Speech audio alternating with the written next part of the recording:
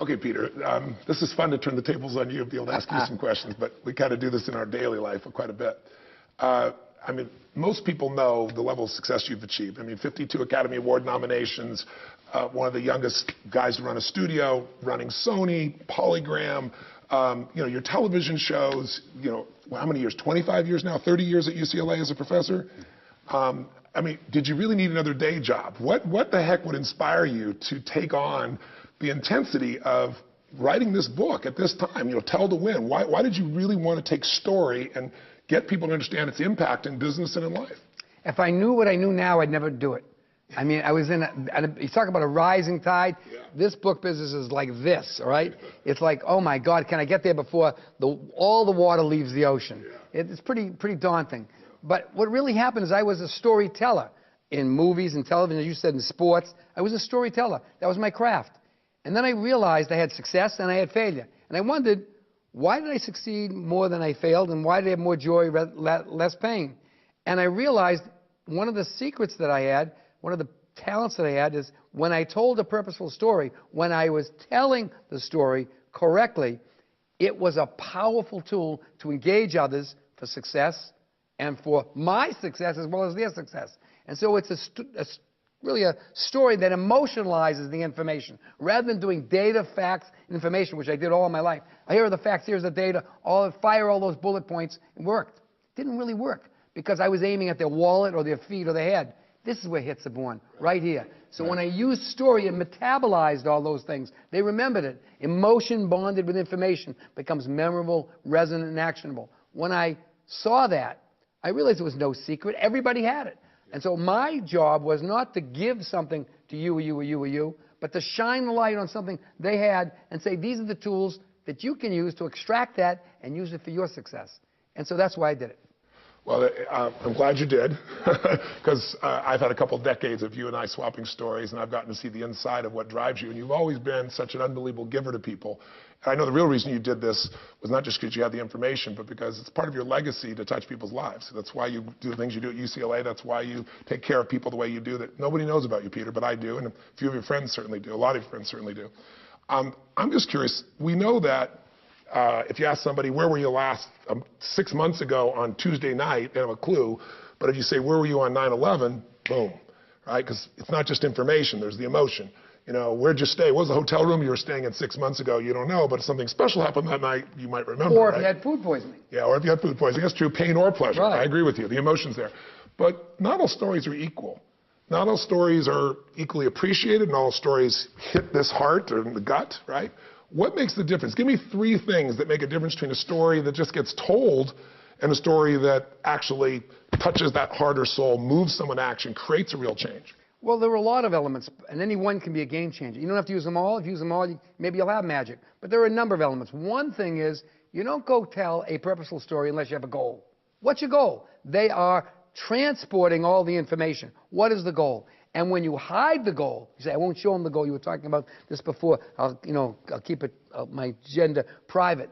They get that. You're authentic. They don't trust you. They don't trust you. Yeah. And trust comes as the formation of a relationship, which comes before transaction, before you can get them to move their feet or their wallet. If you come in and think of these people as customers, clients, and patrons, they protect their groin, they protect their wallet. But if you think of them as an audience and you render an experience to them, they open up their heart.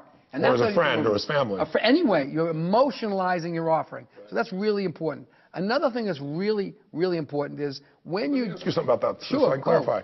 So you say, I got to know my purpose. What if their purpose is they want to get to their groin or they want to get to their wallet?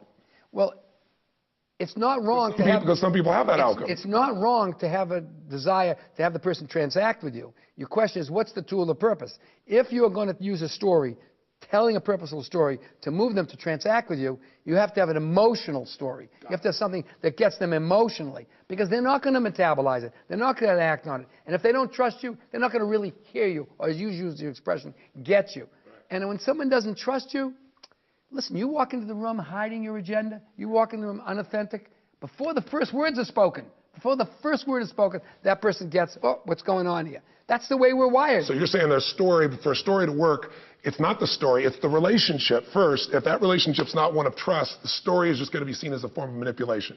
100%. So the idea is that authenticity that you as a teller must shine through. So what do? People say, I'm going to motivate. They call you a motivator or somebody else. Here's what I look at it. The first person you motivate is yourself. What's your intention? If your intention isn't authentic, if your intention isn't valid, if your intention isn't valuable, if your intention isn't generous, they're going to get that. Before, language is a technology. Before there was language, we got that. We didn't know enemy, friend, tribe, not tribe. Do it non-verbally. Non-verbally. And it's so powerful. So the idea is align your intention before you go into the room to prevent or present or design your attention. So you're saying it before I'm even worrying about the story, what I got to worry about is how am I going to serve them and me? Obviously, I got to serve myself also here if I'm going to be in business. That's not wrong. Right, that's not wrong. But I got to make sure that I can really see the victory for them first. Then once I have that intent, I'm going to have a different relationship from which to have a story have an impact. So perfect. And that's why you're such a great storyteller. What's in it for them has got to be what it is. If you try to be interesting instead of be interested, what's in it for them in this story? If there isn't in it, they will never take it in. They will never metabolize it. They will never own it, and they won't even remember it, let alone act on it. So that's really some of the core elements. But the key is it's telling a purposeful story. There are 4 or 5 elements in the tell before you even get to the story that make the story powered. Could tell me what those are. You've got to have your own intention correct. Okay, we got all right? that. You've got to be authentic. All right, of what yours is. You've got to be interested rather than trying to be interesting. Got it. You've got to have a goal that's generous. There's got to be really generosity in the goal. Love that. All right? You've got to be interactive when you engage. It's not a monologue, it's a dialogue. You've got to leave room for them to own it. You can't make them own it. They've got to move forward to own it. Your job is to give them proprietorship over the story so it's theirs. And when that happens, they become an advocate and an apostle for their story and your product. Big difference, too, I think, and tell me if I'm wrong, a story you're retelling can be powerful, but a story you've experienced comes alive, right? Because you don't have to, you're not processing something intellectually, it's in your nervous system, especially if it's one that got emotion in you. Am I right about that, or how would you describe it? The primary source of a great story is your experience, because then you're sharing an experience in the form of that narrative. Right. You're sharing something emotional to you. It has a value proposition. And somebody says, it feels credible. It has a sense of authenticity. You don't have to prove it. They can smell it. They can smell it. And you know something? We all have a good BS meter. We know when someone's coming into the room and their feet, their tongue, their heart, and their wallet are all congruent and they're moving in the same direction. And when they're not, we're already wired to know, hey, what's going on here? We're looking for the monkey. We're looking for them to bring that thing out. Somewhere along there's a trick in this thing. When you don't have that, they open up their heart. When you open somebody's heart, you create the opportunity for transformation. I mean, that's my life experience. How important is this backstory understanding, knowing the story that might be filtering the way they perceive you or your offering or this moment? How important is the backstory, and how do you find the backstory on someone so you don't walk in and, stick your foot deeply in your mouth or some other particular orifice? Well, you got 2 backstories. You got yours and you got theirs. You better Good know point. your own. Good point. Because it can hijack you in lying in your weeds. Give me an example of one of those. Well, I was a young boy, and when I was 12, 11, 10, I had an experience with an authority. I was being thrown out of school, and I ran in to tell my parents that this headmaster was telling a bunch of baloney. That wasn't what happened. And I walked in, and he was filled with badges, and all the headmaster had on was a Scout's uniform with a tremendous amount of authority. And I choked up, all my sphincters closed up, and I ran out and let his story be mine. And I was thrown out of school. Meaning you just accepted, you didn't tell people that it was not true. And then what happened is, I guess I forgot it, but it stayed in me. I always had an element of authority, made me very anxious. Saw those red lights in the back of my window of a car when I was driving along. And, oh my God, it was terrible. 35 years later, I walked into the King of Thailand's palace and preparing a story about piracy. And there was a whole group of people there. I didn't know who was who. And I saw the king. Oh, my God. He has all these white badges, all these uniforms on. And I shrunk back. I was freaked out. I said, oh, my God. That backstory reared up its head. Yeah. Instead, I pushed through it. I really did. We were really smart. I pushed it. I said, I'm not going to be sucked in this time. I'm going to do it. So I went there, and I told him the whole story about a beautiful musician who lost his whole life and all of his earnings because his properties, intellectual properties, had been stolen. And I had done my wisdom on his backstory. I didn't know at that time that it was a backstory, that he was a musician. And I said to him, you're a musician. This should feel the same way to you. So that he'd want to do something about it. And he said, yeah. As I was telling the story, Ogasan came over to me and tried to grab my arm and pulled me away. He was the head of Sony, right? Yeah, Ogasan. yeah, he was the head of Sony. He was the owner. And he pulled me and said, I said, no, I'm almost finished. I'm almost finished. He gets it. He said, the king gets it. He said, Guber-san, that's not the king, that's the guard. That's the king over there. So I told the perfect story to the guard. You know, I was so convulsed at getting through my backstory that I lost it. So it can really sabotage you if you're not careful, you know? Okay, well, tell me an example of how you find someone else's backstory, assuming you get to the right person you're going to influence. How do you get someone else's backstory so you're able to meet their needs and you don't get bit by some bug that's in their past? It's not easy. You have the opportunity, if you know them, to talk to people. Preparation is key. Yeah. You can find the footprints and the breadcrumbs and the finger marks around, but it's not easy. If you have a relationship with them, you may have a better opportunity. If you know people about them, yet a better opportunity. Wikipedia or some of those internet pieces gives you more availability of information. But really what the trick is, you got to be aware for those clues when you get in the room too. You can't just get it as preparation. It happens there. Look around the room. Look at the pictures on the wall. What is he friendly with? What is he aspiring to? Look at all those elements. They tell you a lot about how they hold things. And then you got to get a little lucky. You got to have a good sniffer. But when you see it, like this definition of obscenity, recognize it. Don't pretend it's not there. When you see that person cringe up when you say something, recognizing you're hitting some kind of a nerve. Remember, you're in a dialogue. It's not a monologue. If you keep firing those bullet points, you're going to be in trouble. So when I see that tightness, I feel it, I see it, and I'm more direct. I'll ask about it. I'll say, listen, obviously that had an impact on you. You're probably more elegant than I am. When you see that tension that shows up, that tells you there's something else going on besides our conversation right now, or there's a reaction to this conversation that isn't moving in the direction you want to go, the deal, the opportunity, the situation, their heart's not opening, they're closing. How do you uncover in those moments what the story is? How do you do it? Well, I do it by trying to listen actively, try to draw them out, try to make sure I'm not going down a rabbit hole that doesn't get a rabbit, but got a polar bear down there, you know, and because once they bite you, they don't want to do any business with you. So you got to be careful. Yeah. And then there's another trick to do. Know when to move on. Know when it's not the right day to tell your story. Know when to get out of it and find another way to enter the thing. Don't just fire those bullet points, fire that information, or tell your story if the environment isn't right. That's happened to me many times where I've gone into the meeting, had that kind of foreplay, had that discussion, and recognized the person was vacant, wasn't there, wasn't present. Yeah. What was it doing? Checking off my list of finishing the meeting, telling my story? No. I withdrew. Found another time to do it. Sometimes you can't. Sometimes you have to get a little lucky. But the point is, the awareness is the key. Yeah. Just to be able to be perceptive, to be looking for it, to be thinking about it, to be perceptive enough to know when you see it. Right. That's the best you can hope for, because most people are guarding their story. That pain is protected. It's true. It's absolutely true.